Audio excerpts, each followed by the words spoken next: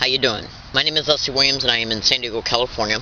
And I'm making this particular video file because I was sent some information about a year ago concerning a targeted individual who is a target of what is known as organized stalking, which can also be termed as gang stalking.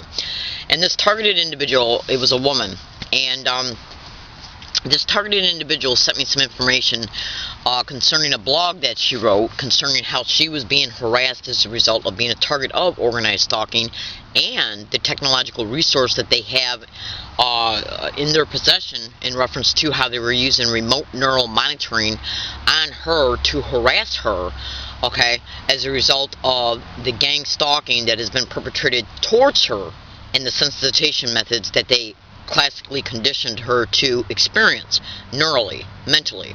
So what I'm going to do is I'm going to give you an illustration, a parable. I'm going to tell her story for her so you can hear it. And you might think to yourself, why am I doing this? Because I think it needs to be, I think Americans and actually just citizens and whoever is watching this video, they don't have to be Americans to understand the heinous nature of this crime, to be able to see it for what it is. Okay? Now, and so what I'm going to do is I'm going to describe what they were doing to her so you can see the nature and mentality of what they did to her in reference to the type of criminals. When I was thinking about this blog today, and I thought to myself, me being a person who believes in justice, who believes in people's civil rights, their human rights, their dignity. Excuse me for 1 second. Smoking my after dinner cigarette. You know, human dignity, human rights, civil rights. How people have the right to be able to live their lives and not be subject to other people's criminality and their sense of, basically just behaviors that are expedited against innocent human beings by psychopaths. And you might think to yourself, this woman's gone off the deep end. She's just upset because she witnessed some criminality as a result of a person contacting her and finding out what happened towards an innocent person. No, this is not your average kind of crime. And I'm here today to tell you, fellow American citizens, that the type of criminals that do these kinds of crimes are literally expediting the most worst crimes that can ever be perpetrated against a human being. And so what I'm doing while I'm talking to you right now is I'm attempting to get out a book that's going to basically show you that these kinds of crimes are not covered on the news. I'll put it to you this way. Organized stalking and gang stalking targets have been covered on national radio shows, national TV shows, and even some local broadcasts. And we are grateful for that. But the thing about it is, though, is that the coverage is marginalized, okay, and it's censored, okay, because a lot of the technological resources that are responsible for murder, rape, physical rape, and physiological rape, that has to do with the phantom touch that's described in the remote neural monitoring file that you can find at the bottom of Freedom from Covert Harassment and Surveillance. Yes. And I've already made videos concerning the phantom touch, so I'm not going to really get off into that right now. But what I'm going to do is I'm going to show you so you can become aware that these kinds of technologies, a book was written called The Invisible Crime by a Mike Fitzhugh-Bell. This is a good book, okay, for you to read. Organized stalking and gang stalking is mentioned extensively throughout this book. And so is the technology of what is called V2K, which is a voice to skull. And here's a diagram right here. This has to do with the microwave auditory effect, which is actually the second PDF link that's at the bottom of Freedom from Covert Harassment and Surveillance. Now, as far as I can tell, I don't think remote neural monitoring is mentioned by name in this book, but reading a person's brainwaves, I think, is. And you can extensively Google and research remote neural monitoring to find out that it is a factual reality, and that brain stimulation is also another factual reality in reference to remote neural monitoring. So, what I'm going to do is I'm going to describe to you in this video and in the next video some information concerning the factual realities of these expeditions. So, this right here, I decided to draw a picture. It's called one of the techniques that they use against organized stalking targets. It's called psychic driving. And what is that, you might think to yourself? Well, let's take a look at what a human being's psychology is in reference to their personality, in reference to, like, if you have just one person who's got one personality, okay? But like in general, the human beings all have the same type of psychology in reference to nobody likes to be abused, nobody likes to be hurt, nobody likes to be violated, nobody likes to be a victim of a crime. Everybody expects at least a general sense of respect and to not have their civil liberties or their human rights violated by criminals, okay, in the worst ways. That includes assaults, verbal abuse, mental abuse, psychological abuse, emotional abuse, physical abuse, and so on. But then also, targets of organized stalking expeditions are not only abused to the extreme in these psychological attributes, but targeted individuals are also targeted in reference to what kind of a person they are, psychologically, spiritually, emotionally, what makes them up as being a unique human being. Now, as a result of being a targeted individual, the perpetrators of this crime will infiltrate their lives, even their family and friends' lives, in order to be able to get as much information that they can concerning how a person thinks, how they feel, what their social thought processes are concerning, like, cultures, anything and everything. And they even go as far as tapping targets' phones, breaking into their apartment, in attempts to find out anything and everything they can concerning how this particular individual thinks, okay, how they feel, what their beliefs are, everything and anything that they can find out about this target. They will find it out, and they will do their research concerning one target for years before they start the organized harassment that is developed as a result of them getting to know how a target thinks, feels about anything and everything, from social relationships to spiritual beliefs to what they're like emotionally, what triggers them, what their likes and dislikes are. Every single thing that they can find out about a target, they will find out, because they want to be able to use that psychological profile for the terror schemes that they develop personally for that specific target. Now, this is right here is called psychic driving. It was actually a psychological set of it was something that a psychiatrist by the name of Irvin Cameron developed, okay, where he thought that he could repatternize the brain by driving the psychology of a person through taped messages and stuff like that. Now, in organized gang stalking expeditions, what they do is take a psychological profile of a target and then attempt to drive their psychology as a result of the things that they do towards a target, which includes mental abuse, yes, when it comes to the physical abuse and the verbal abuse, okay, and the emotional abuse. So basically what I'm trying to say is that what they do is, as a result of them getting to know how a target thinks, how they feel, what they consider as being right or wrong, their spiritual beliefs, they take that psychological profile and rape it. Their whole goal is to rape it, to make a target feel mentally raped, psychologically raped, spiritually raped, financially raped, emotionally raped, and I literally mean rape when it comes to these things in reference to what kind of a person you are. In other words, these are the kinds of people, this is a good example right here, these are the kinds of people right here that would do something like this. They would come up to you, to an elderly person, to a child, and punch them in the face with the most vicious punch that a person can punch, somebody else with. And then they'll turn around and say, you deserved it. Literally right to your face, and then laugh at you right to your face. Yes, these are the kinds of people that would literally do this, literally. Now, and then what they'll do after that is that they'll get individual, and as the person's being assaulted, they'll say a specific word or a phrase, or engage in a specific type of physical gesture, or even in specific ways they'll make certain kinds of sounds. As crazy as it sounds, that's one of the aspects of what they do. It's called sensitization methods of organized stalking, gang stalking crews. And then the person knows that they've been violated unjustly as a result of this heinous physical assault, okay? Then what they'll do is have people get around that target's route and re-mention things about the assault, and then laugh, remind the target on a constant basis about the assault by re-mentioning or reenacting things that were done as the assault was occurring. Case in point, they had this one girl raped, and as they had her raped, they shoved a sock in her mouth.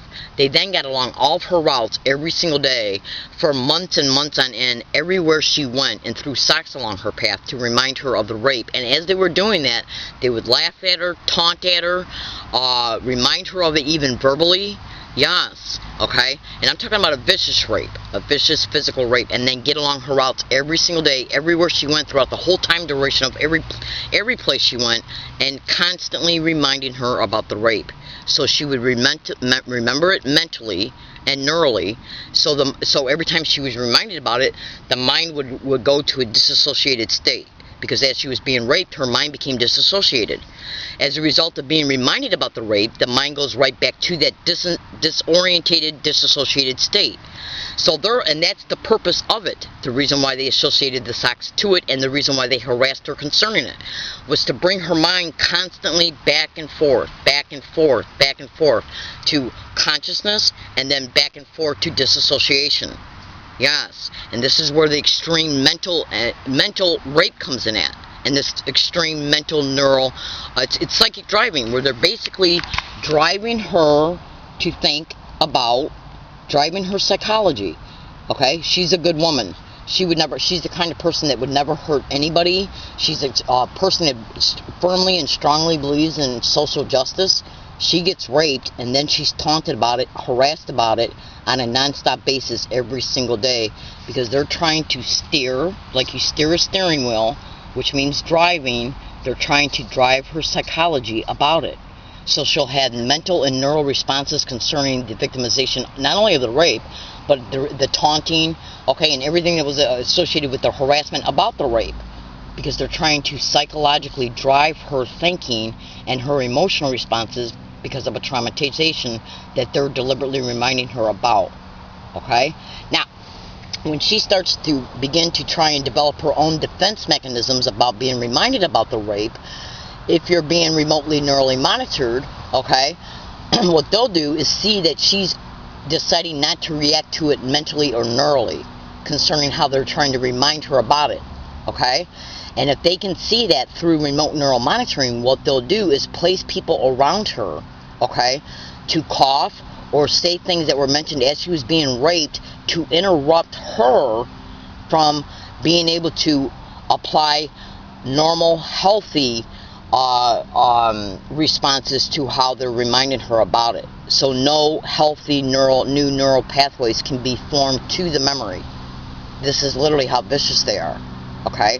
Now, they not only can get along her path to remind her about the rape physically, but they can also literally use remote neural monitoring to stimulate the memory of the rape. Yes, and to keep that memory active by sending a pulsated stimulation to the neural pathway that holds the pictorial memory. And this is literally how vicious these criminals are. This is about victimization and re-victimization, traumatization and re-traumatization, and it's also about trying to fragmentize the brain's neural pathways. They remind her about the rape physically, or will stimulate the memory of the rape, and if then she tries to form healthy responses to it, they can see she's trying to do that by remotely neurally monitoring her, and will have the physical people in her environment cough or say a word that was mentioned during the rape to stop and interrupt her healthy responses to it by reintroducing something that was associated to it to make sure that the healthy process is never thought out and formed to that neural pathway. So basically what they're doing is interrupting her concentration in order to make sure that no new healthy networks become created and reinforced to the memory of the traumatic event. And this is literally the in-depth, literal details of the motivation of why they're doing what they're doing. It's the exacting, methodical motivation of what they do. Literally, everything I just said is the literal, exact motivation. Okay? So what they're basically doing is hijacking her mind. Okay? They're hijacking her mind to keep her in a traumatized, victimized state, and they're also literally actually even causing brain deformations, because when you're being bullied and abused, that kills neurons in your brain. And if you don't believe me, you can Google it. Okay? So basically what they're doing is repatternizing her brain. Okay? And so if you can think to yourself for 1 second, do you love your mother? Do you love your sister? Yeah, do you love your daughter? Okay? Now, can you imagine something like this happening to somebody that you hold dear to you? It doesn't even have to be a female. It can be a male. Because a lot of these organized stalking and gang stalking in part is directly connected to human servitude rings, sexual servitude rings, prostitution rings, and human trafficking rings. Okay? And I'm going to tell you something right now. This is organized crime in the system, which means they blacklist, so they can do this to males because there's a lot of homosexuals in these types of human trafficking rings. Okay? Now, if you can think about this, these people will go to lengths like you would not believe. They can neurally influence the mother and the father of a daughter who's been selected. You would not believe what I know. You would not believe what I know. Okay? So I'm just trying to tell you today, fellow American citizens, take a look at this concerning what I'm saying to you. If somebody was to do something like this to your neighbor or your loved one, okay, or a friend of yours, how do you think that you would feel? Look at it this way.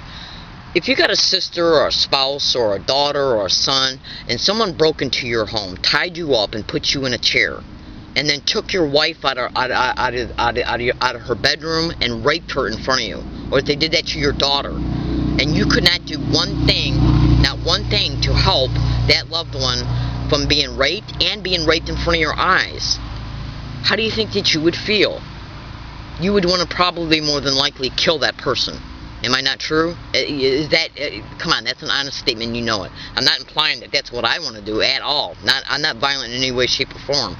But what I'm trying to say is that what these people count on is normal human psychological responses to traumatization.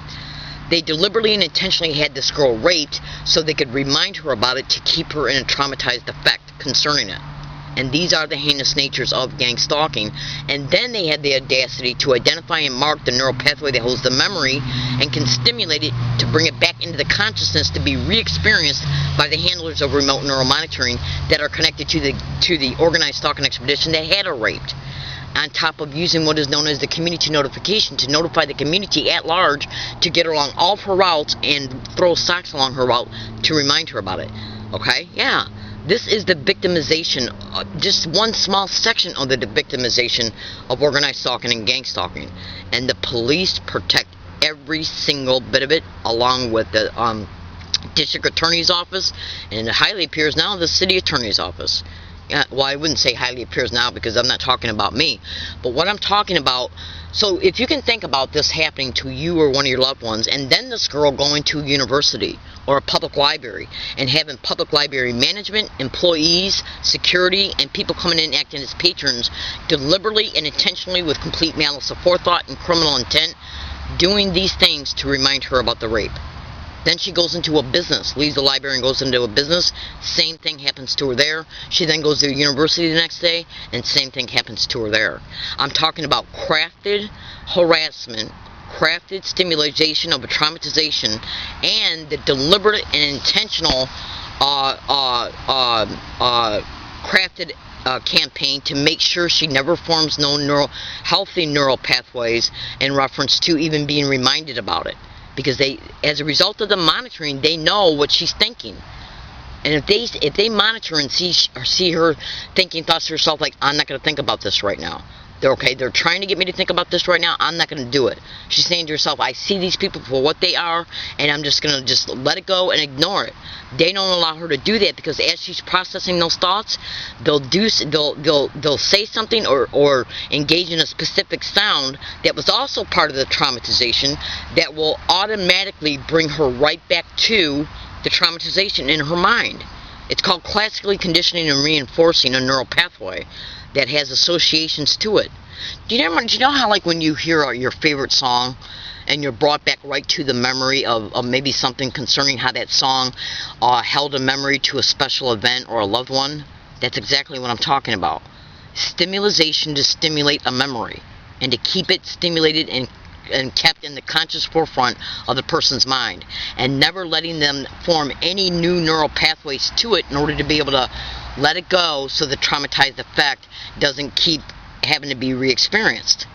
This is the literal, to a T, identical, literal motivation behind what they do. Literally. I'm in San Diego, California. My name is Leslie Williams. So, when you see, I'm not going to say when you see, well, I'm not even going to go there right now, but all I want you to do is listen to what I'm saying here. And then look at the simple fact that your property taxes pay for these police officers that protect these crimes. They pay for the universities these crimes happen at, and the public libraries these crimes happen at. Yes. Yes. So, when you go without, instead of buying your son or your daughter or whatever, or something for your home or whatever, as a result of you paying your sales tax and your property taxes, well, this is what it pays for. My name is Leslie Williams. I'm in San Diego, California. If you're a targeted individual and a traumatic crime has happened to you and they're doing this to you, the only thing I can tell you to do is pray and practice your own independent thinking as much as possible, and try to ignore the harassment as much as possible. And by the way, the same individual that sent me that blog, she told me that they were also harassing her about a physical rape, with not just the remote neural monitoring and the physical people they were using to do it, but they were also using what is known as the voice to skull to harass her concerning it as well, by transmitting dialogue to her for her to hear about the rape. Literally. She said, "Did you have her raped?" And then another transmission would say, "She's got to learn who's boss." Yeah. Literally. Literally. Okay? And this is the heinous. It's not just mind hacking. It's menticide. Where they literally are raping people physically and then raping them mentally about the physical rape. And the police let every single bit of it happen. I'm in San Diego, California. My name is Leslie Williams. I made this video in order to be able to expose the extreme criminalities that are attached to these campaigns, and the perpetrators that take your money, to pay their mortgages, their lunches, their insurance, their vacations, and protect the criminals. And some of them are literally even associated to them. And I'm talking about police officers, and I'm not talking about all of them, because not all police officers are involved in gang stalking.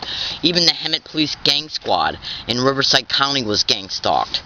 Yeah, so these people want targeted individuals to believe that all cops are part of gang stalking. They're not. Alright, I gotta go. I'm in San Diego, California. In order for you to be able to see that what I am telling you is the truth, is to investigate psychic driving, remote neural monitoring, B2K, and gang stalking. And if you do put the pieces of the puzzle together in reference to each description, and you'll see that I'm telling you the truth. And by the way, you can go to Google and type in girl gang stalking, girl raped and socks shoved in her mouth, and you'll clearly be able to see that that's a true story, even though that's not the story I was referring to in reference to the person who emailed me a blog. Alright, I gotta go. I hope I was able to help you make sense of this. And the only thing I can say, if you're a targeted individual and something really bad like that has ever happened to you, understand this and be clear. Okay? These perpetrators, they're not going to get away with their crimes. They're not. They think they will, but they won't. Okay? One way or another, stuff circles around. Alright, I gotta go. Have a blessed day, and thank you for listening.